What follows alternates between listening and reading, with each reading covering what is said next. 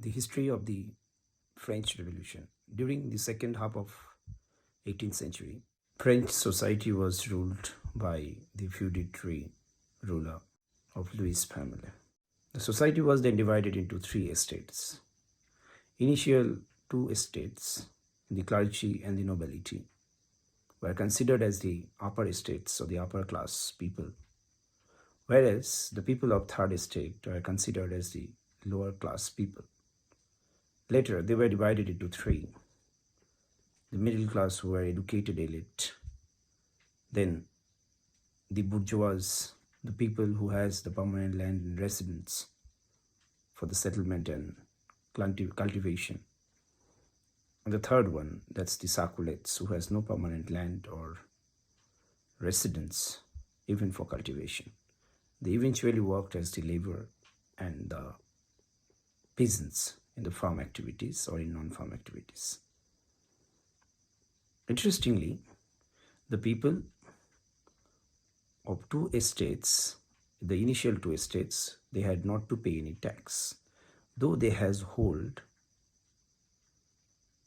on 90% of resources and land, having 10% of total population, and the people belonging to the third estate having 90% of population were holding less than 10% of property shares. But they had to pay the compulsory taxes to the king and to the church for a variety of purposes. And also, the situation becomes worse when there is the climatic scenario, and due to that, the production become very less, and they had to take the money from the moneylenders to pay off the tax that is charged on them.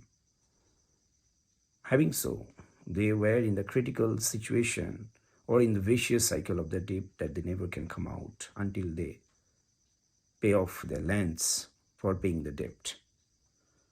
This scenario of inequality led to the people to burst into the agitation and revolt against the feudatory rule in France. During the rule of Louis XVI, around 1779, the great Fort Bastille in Paris was mobbed and attacked by the people, which was symbolic representation of the despotic power of king and the authority of the feudators.